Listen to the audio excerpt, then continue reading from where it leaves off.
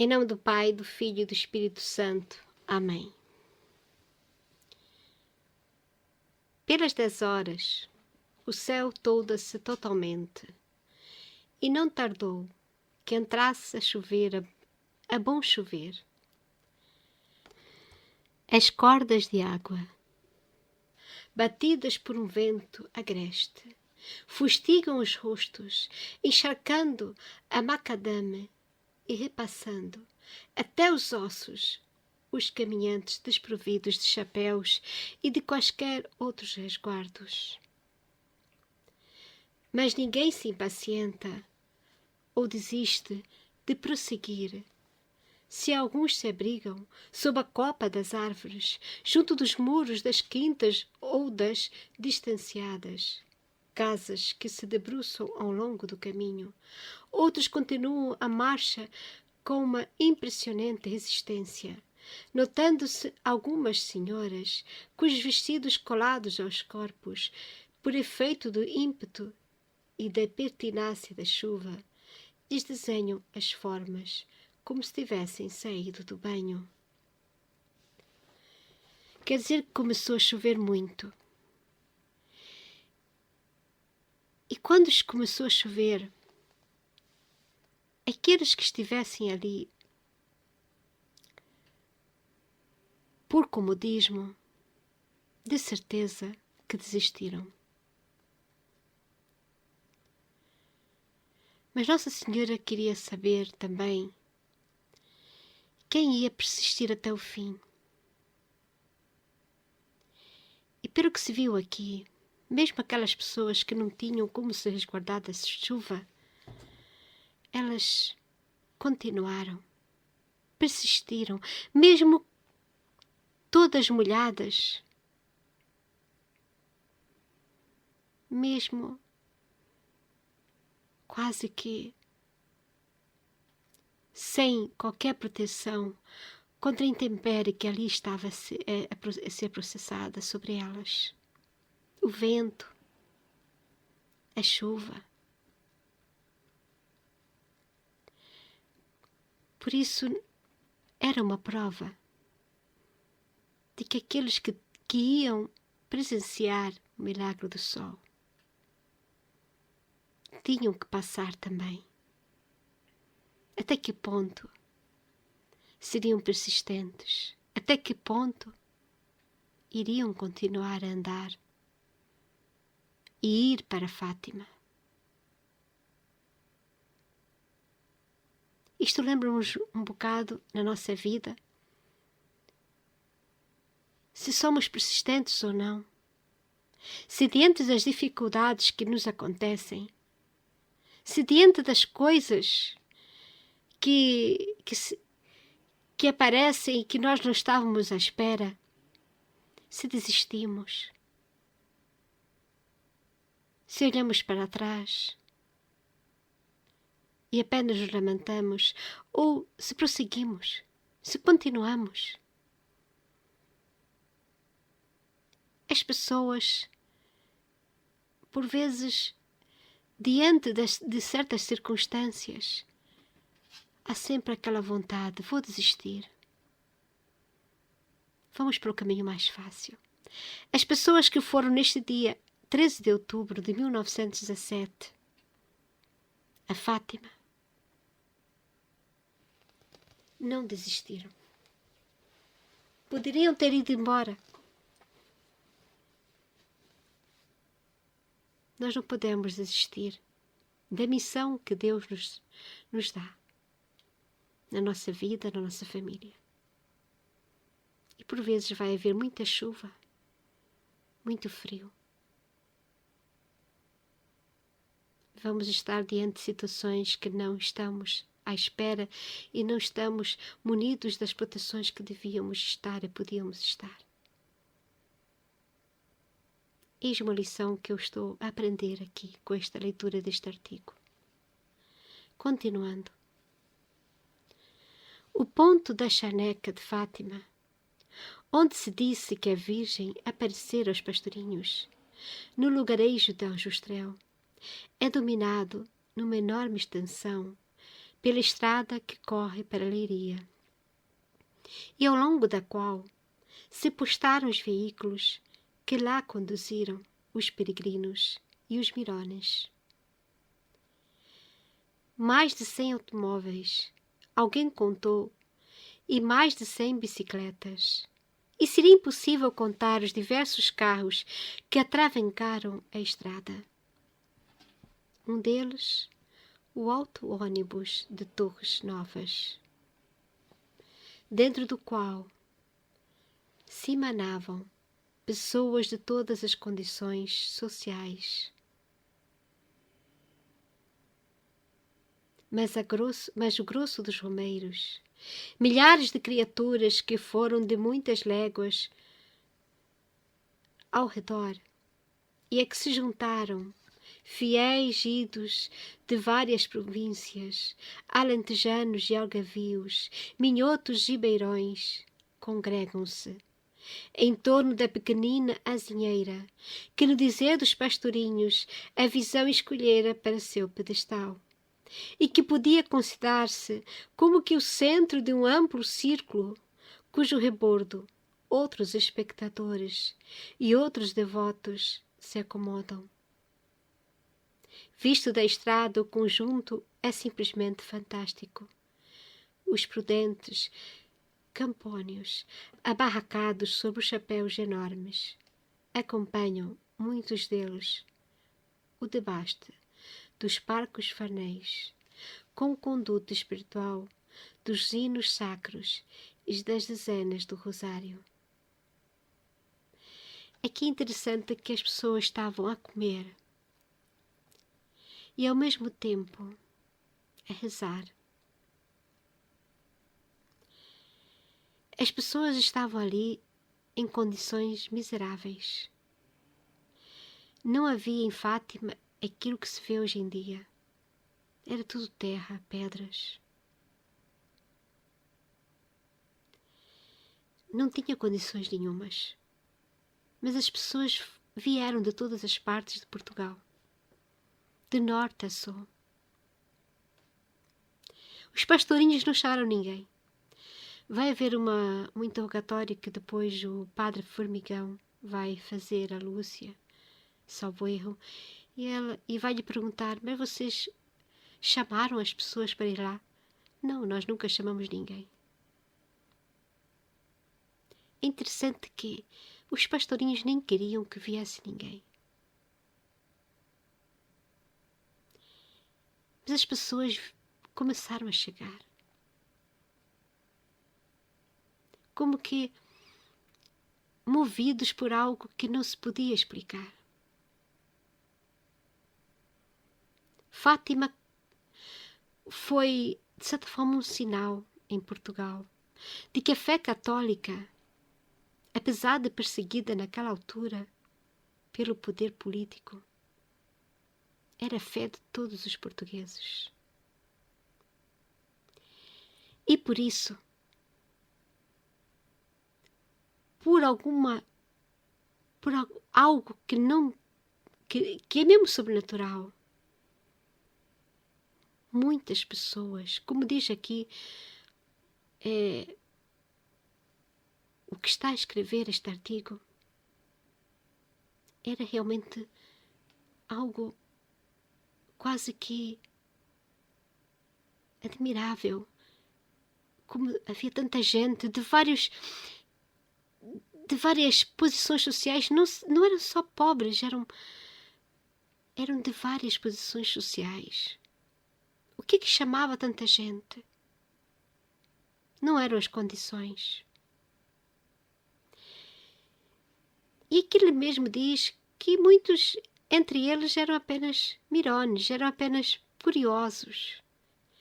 E realmente haveria no meio dessa gente muitos que foram para saber se via-se alguma coisa.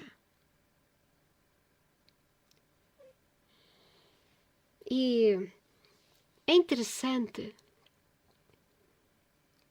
que essas pessoas, mesmo com tantas dificuldades, o que pairava no ar era o rezar do rosário. Exatamente o que Nossa Senhora tinha pedido às pessoas.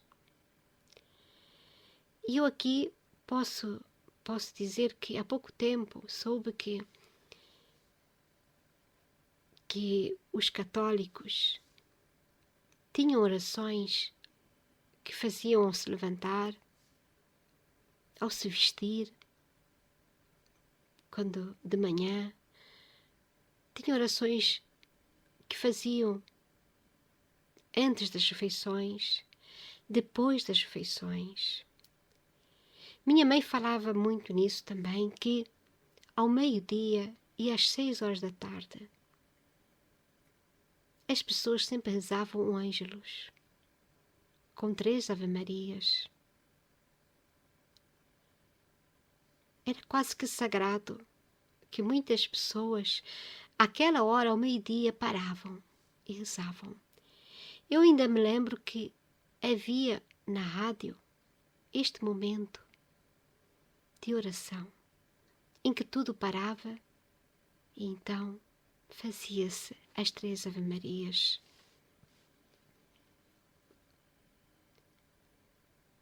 Se hoje pudéssemos voltar, pelo menos, nem que fosse em silêncio, às 6 horas e ao meio-dia, meditarmos nas 3 invocações que se faz no Ângelus com as 3 Ave-Marias.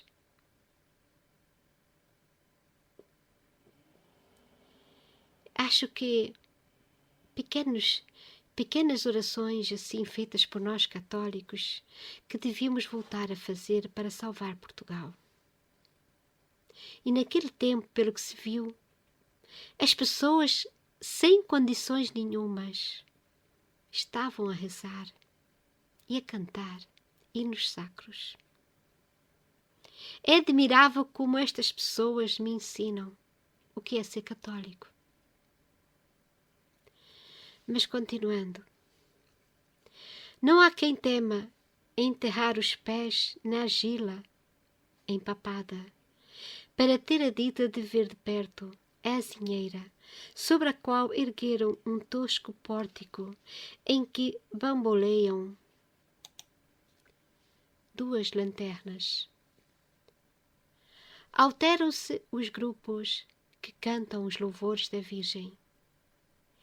E uma lebre espavorida que galga matagal em fora apenas desvia as atenções de meia dúzia de zagaletes que alcançam e prostam a cacetada. Como vocês viram, no meio desta situação toda, dessas pessoas todas a rezar, a cantar louvores à Virgem, havia aqui um grupo de meia dúzia, como aqui diz mesmo o que escreve este artigo, que viram uma lebre e pronto, que desviou-se um bocado da atenção, mas lá está, meia dúzia, no meio de uma multidão enorme, que continuou ali, a cantar e a rezar louvores à Virgem Maria.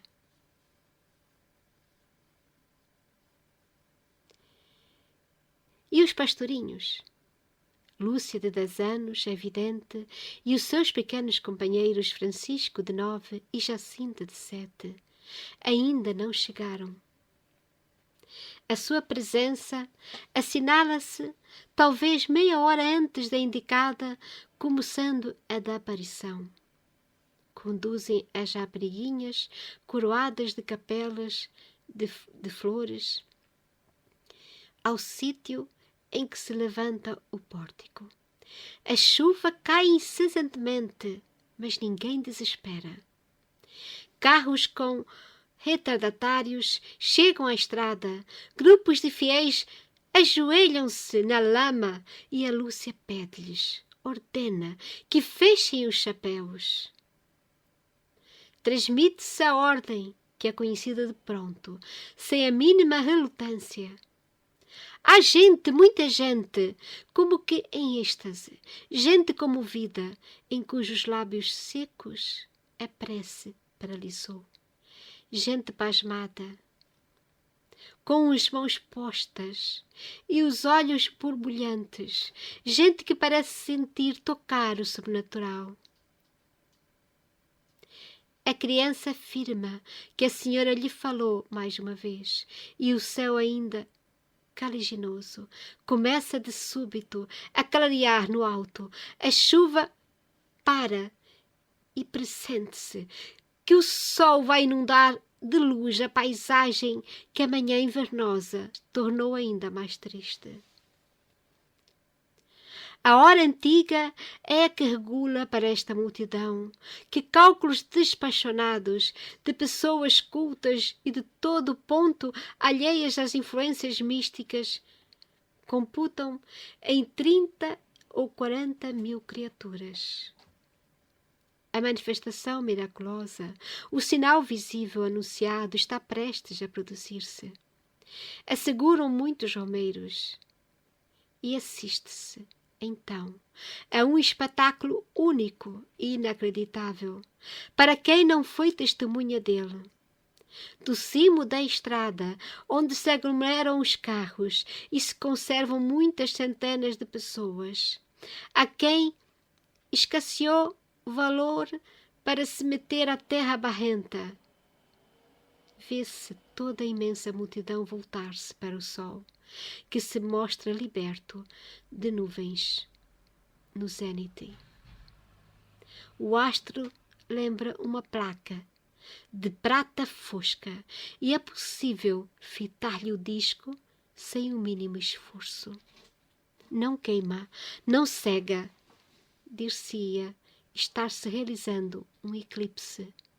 Mas eis que um alarido colossal se levanta e aos espectadores que se encontram mais perto se ouve gritar: milagre, milagre, maravilha, maravilha!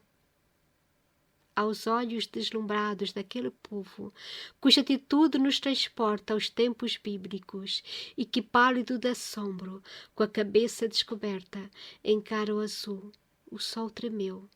O sol teve nunca vistos movimentos bruscos fora de todas as leis cósmicas.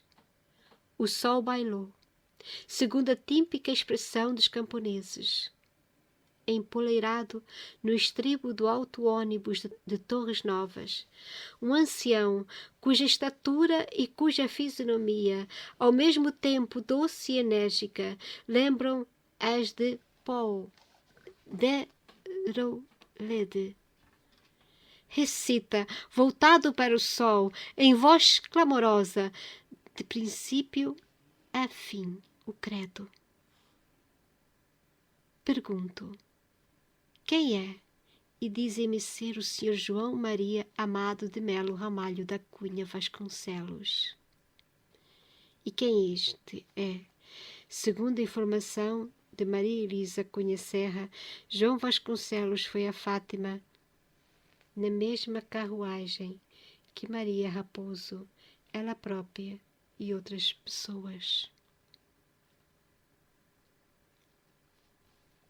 Mas continuando, vejo-o depois dirigir-se aos que odeiam e que se conservam de chapéu na cabeça, suplicando-lhes veementemente que se descubram em face de tão extraordinária demonstração da existência de Deus.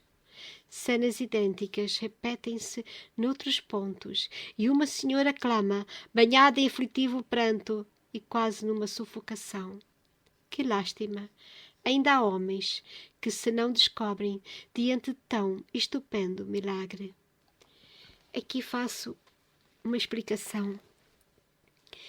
Antigamente, quando as pessoas entravam na igreja, os homens, eles tinham que retirar o seu chapéu, em ato de respeito.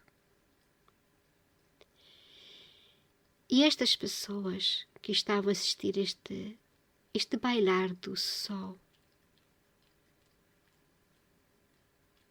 convictas de que estava a acontecer algo sobrenatural, algo sagrado, Não podiam perceber como que outras pessoas me consideravam ou se mantinham inertes e frios àquilo que estava a acontecer.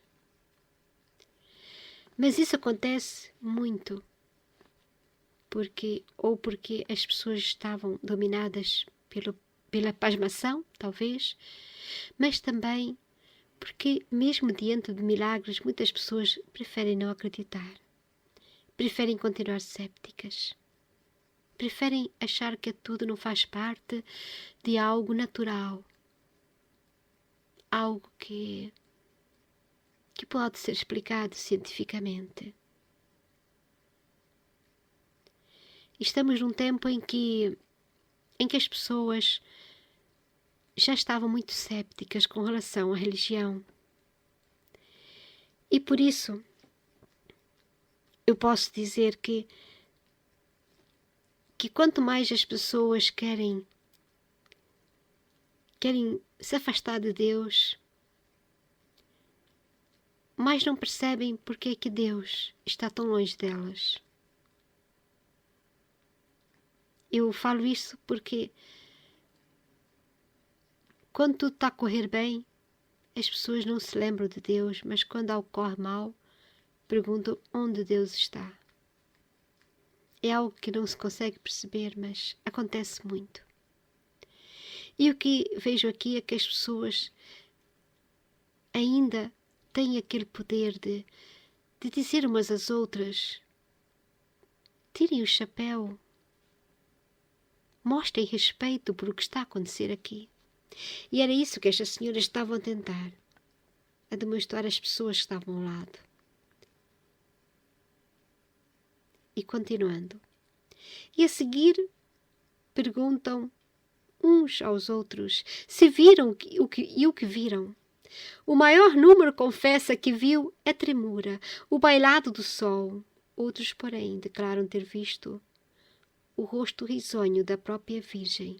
Juram que o sol girou sobre si mesmo como uma roda de fogo de artifício, que ele baixou quase a ponto de queimar a terra com seus raios.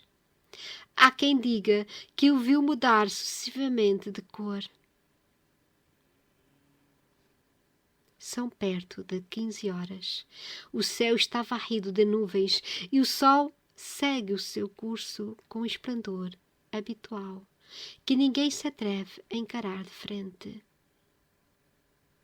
E os pastorinhos? Lúcia, a que fala com a Virgem, anuncia com ademanes teatrais ao colo de um homem que a transporta de grupo em grupo, que a guerra terminara e que os nossos soldados iam regressar. Semelhante nova, todavia, não aumenta o júbilo de quem a escuta. O sinal celeste foi tudo. Há uma intensa curiosidade em ver as duas rapariguinhas com suas grinaldas de rosas.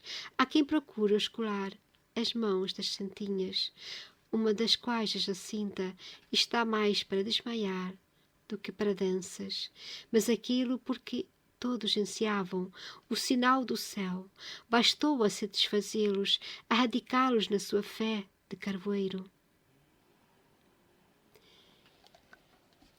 Aqui, novamente, o que escreve este artigo começa a desviar o assunto para a tal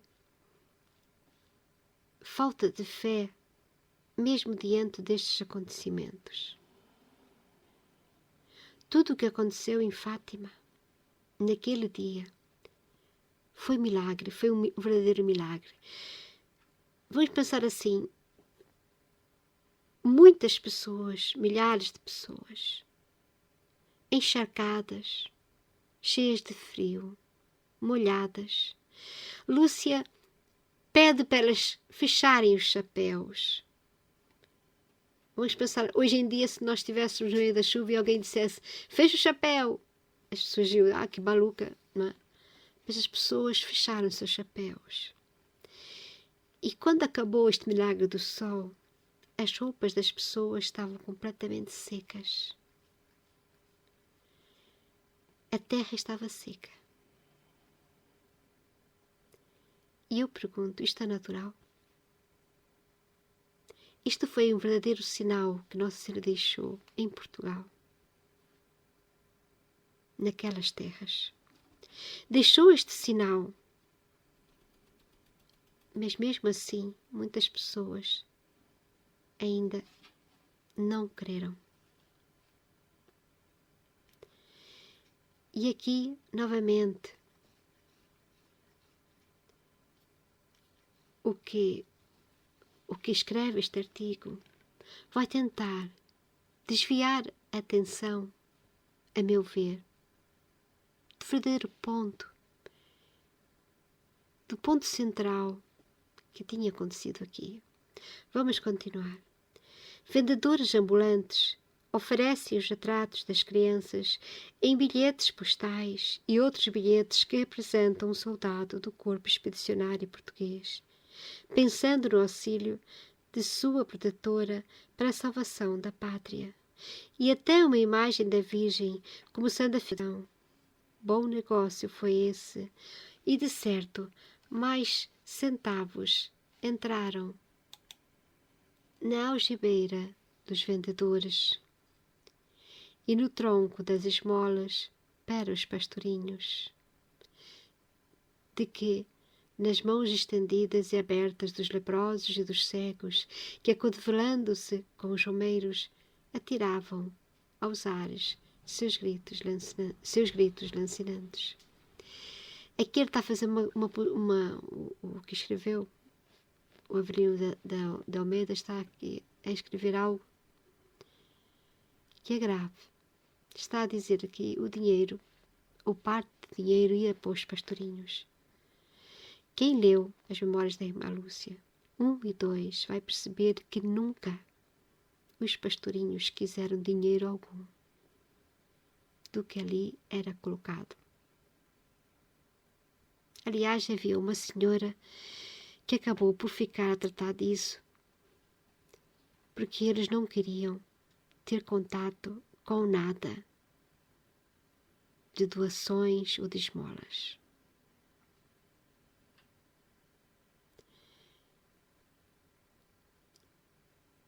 E depois ele diz que havia lá leprosos e cegos, mas que esses é que eram ignorados. Isto lembra um bocado aquela história,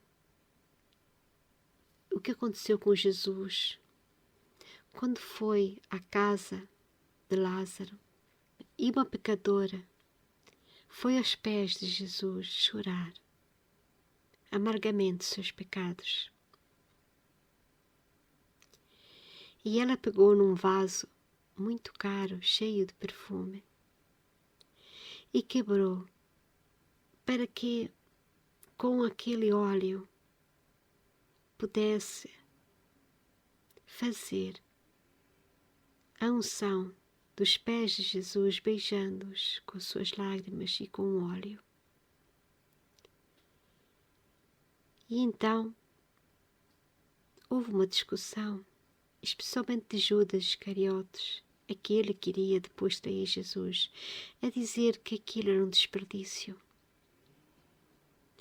Aquilo que aquela pecadora estava a fazer nos pés de Jesus era um desperdício, porque aquele vaso, com aquele óleo tão caro, podia-se vender, e com o dinheiro do que se vendesse aquele vaso, podíamos dar esmolas aos pobres.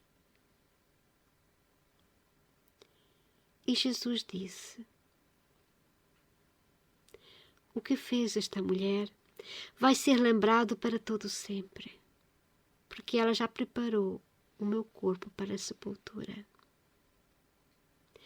Porque pobres vocês vão sempre ter, mas a mim nem sempre me tereis.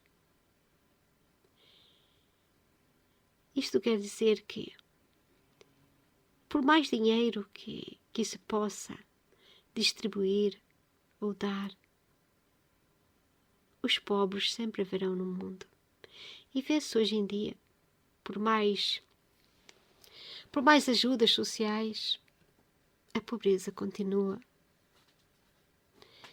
E por vezes, às vezes, uma pobreza até um bocado difícil de explicar. A pobreza daqueles que na sua pobreza espiritual não querem sair da própria pobreza em que se encontram.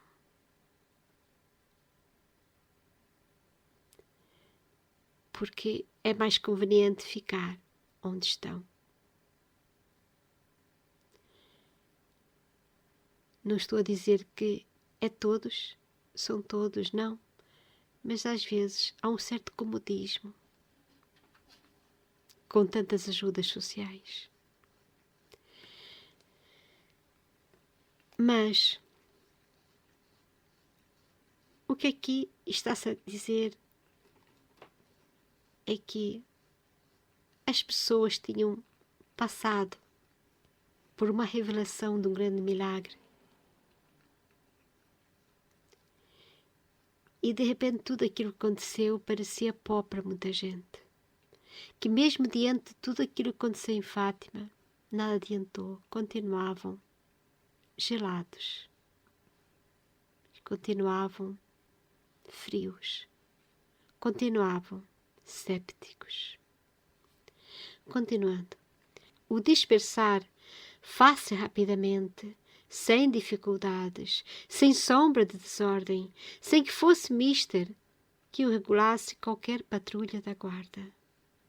Os peregrinos que mais depressa se retiram, correndo estrada fora, são os que primeiro chegaram a pé e descalços, com os sapatos à cabeça ou dependurados nos varapaus. Vão com a alma em laus perene, levar a boa nova aos lugares que não despovoaram de todo. E os padres, alguns, compareceram no local, sorridentes, enfileirando mais com os espectadores curiosos do que com os romeiros ávidos de favores celestiais. Talvez um ou outro não lograsse dissimular a satisfação que no semblante dos triunfadores tantas vezes se traduz.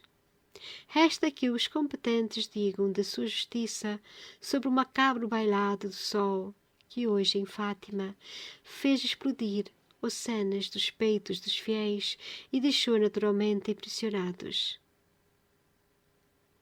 Ao que me asseguraram sujeitos fidedignos, os livres pensadores e outras pessoas sem preocupações de natureza religiosa que acorreram à já agora celebrada charneca.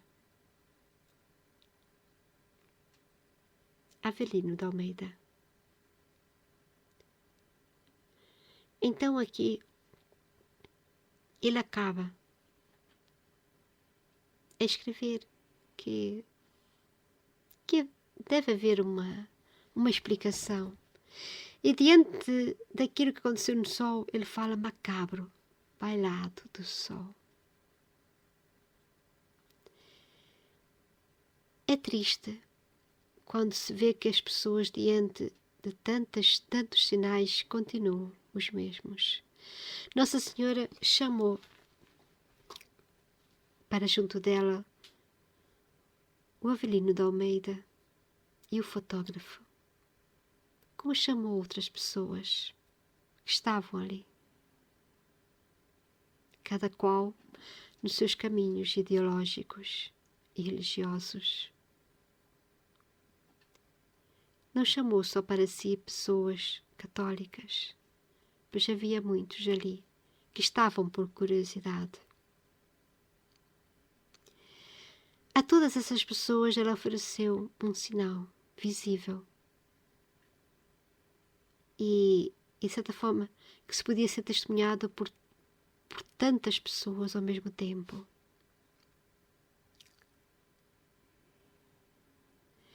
Esse sinal foi apenas para essas pessoas um ponto de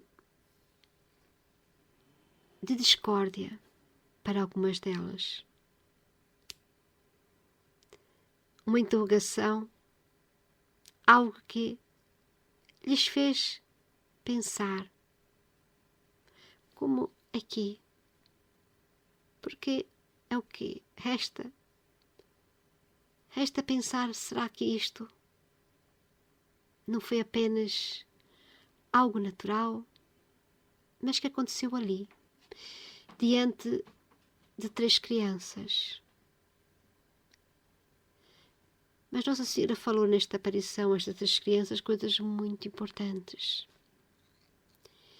E aqui há uma separação entre aquelas pessoas que viram o sinal e aquelas que se preocuparam com aquilo que Nossa Senhora disse aos 3 pastorinhos.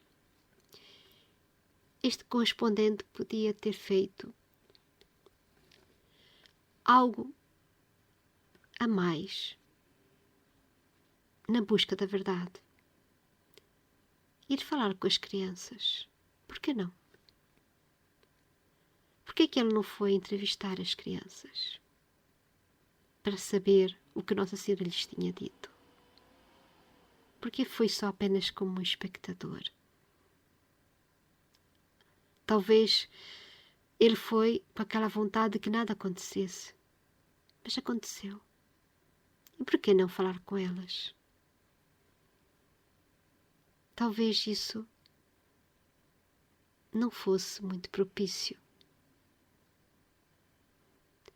Às vezes há um medo de se descobrir a verdade. A verdade às vezes está ali perto de nós, mas preferimos ignorá-la. Para quê entrevistar as crianças? Deixa-me ficar aqui com os meus pensamentos e as minhas ideias de livre pensador. Não tenho preocupações de natureza religiosa.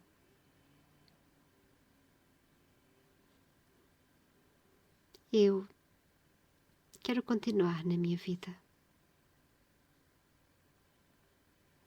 Muitos que foram a Fátima nesse dia continuaram assim. Não estou a dizer isto de quem escreveu ou de quem fotografou. Só Deus sabe o que aconteceu com todas essas pessoas que estiveram presentes nesse dia. Só Deus as vai julgar, como vai julgar a mim. Por isso não julgo ninguém.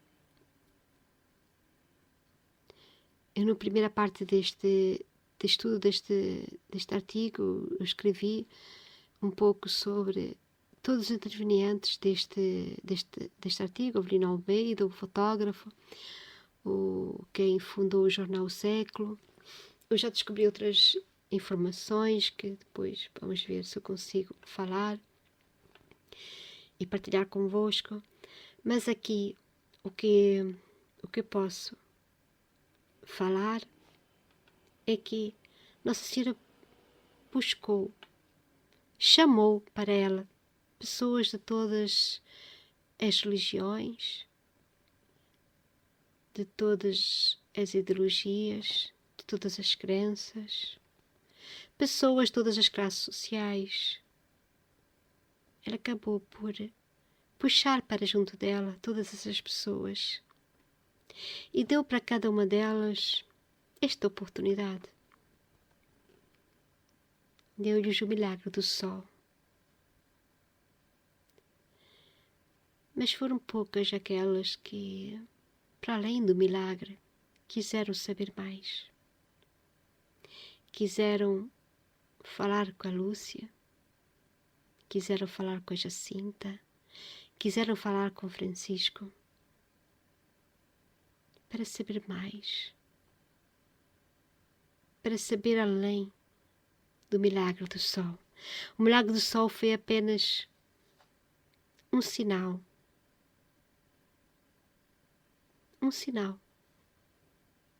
para aqueles que estavam ali de caráter séptico, a dizer, nada vai acontecer. Aquilo é uma brincadeira de crianças. Mas não. 3 crianças pequeninas, não faziam bailar o sol, de certeza. Agora cada um está munido com aquilo que quer fazer. Deus dá a cada um uma semente. Deus dá a cada um uma graça. As pessoas fazem com essa graça o que querem. E ou desperdiçam, muitos desperdiçam, porque preferem continuar no seu cantinho de livre pensador, de pessoa despreocupada. Não precisamos da religião para comandar nossas vidas. Para quê? Foi apenas um bailado. O sol apenas houve qualquer coisa. Mas isso não é nada importante. Isto foi apenas para ligar os padres e as pessoas crentes. Mas nós somos pessoas muito mais desenvolvidas do que isso. Estamos acima de tudo isso. Isso deve ter sido uma coisa natural. Vou continuar a minha vida. Essas são as sementes que Jesus disse naquela parábola do semeador. Os cuidados do mundo, as ocupações do mundo, e a semente morre à beira do caminho. Ou porque os espinhos a sufocaram. Que Deus tenha misericórdia de todos nós, que nós aproveitemos todas as oportunidades que Deus nos dá para mudarmos de vida e que sejamos capazes de aprender com esses documentos de Fátima, que nesta vida, por vezes, Deus não dá muitas oportunidades, apenas damos uma. E esta vai ser aquela que depois Deus vai nos pedir as contas. Eu depois vou continuar a ler os restantes documentos. Eu fiz realmente um estudo crítico deste documento, porque achei que tinha que conhecer o porquê da forma como foi escrito este artigo. Mas esse artigo foi muito importante naquela altura, atenção, porque apesar da sua redação ser um bocado séptica, denota bem o que estava a acontecer em Portugal. Esta luta contra a religião, esta luta contra a Igreja Católica, esta luta contra o papel da Igreja, o papel de Deus na nossa sociedade, e esta dualidade em que pessoas, mesmo diante do óbvio, preferem mover-se pelas novas ideologias da moda. Rezemos por Portugal, rezemos pelo mundo inteiro. Em nome do Pai, do Filho e do Espírito Santo. Amém.